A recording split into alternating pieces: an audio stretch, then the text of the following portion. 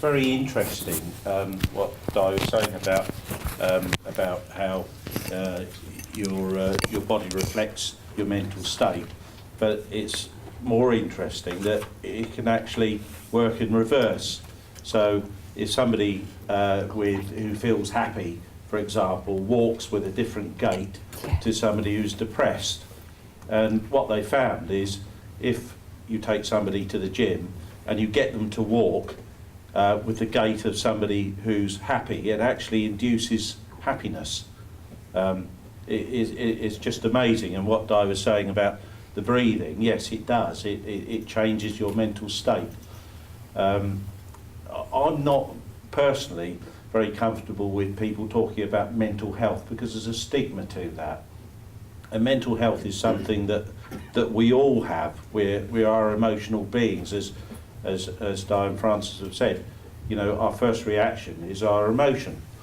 And I'm involved through my council work with looking at, if anybody's heard of the chimp paradox. Steve Peters was a psychiatrist at a prison for people with severe psychological issues. He's also a teaching professor at a university, and he developed this really fantastically simple way of getting across the very, very complex ways that the human brain works without using all the Latin names. In fact, it could only be somebody from this country who could do it, because with a sense of humour, a cartoon sense of humour, and it engaged people with serious criminal psychological issues.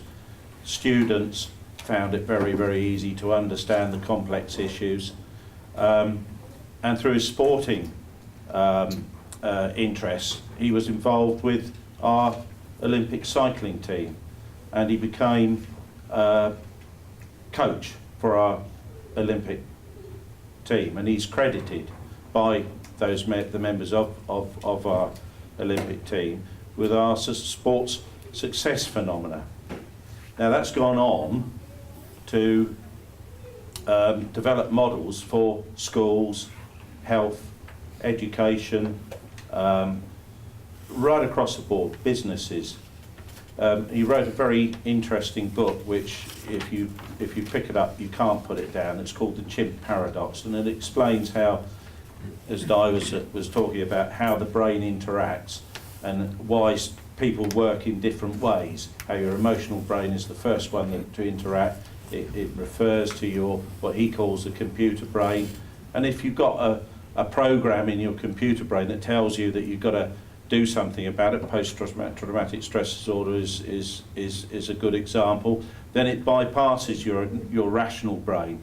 And that's why everybody works differently. And the trick is to reprogram that reference point, and that's a real skill. But there's lots of things we hear about it on the news nearly every day now, about the importance, the significance of mental health, mental well-being, mental states in your performance at work, in your physiology, in every aspect of life. It affects us. That's the nature of beings. If it didn't, you would be like Arnold Schwarzenegger in what's that film, Terminator. You know, that's what happens when you don't have emotions. If anybody wants to follow that up, and it's potentially going to be very big on the island because the police are interested in the chimp management system. Schools, Northwood School are already running with it, and they say that if they have young children go to school and they've got emotional issues for whatever reason, and it's different for every single person, forget trying to teach them. Can't do it. CCG are interested in it. They're already working with West Cheshire CCG as one of the country's most progressive CCGs. Schools, if you just type in chimp management on Google, it'll come up with their website. It's absolutely fascinating. And if it works for primary school children, top achieving athletes, psychologically criminals with real serious psychological problems, it's got to work for everybody in between. Thank you very much for your attendance. Thank you very much for your attention.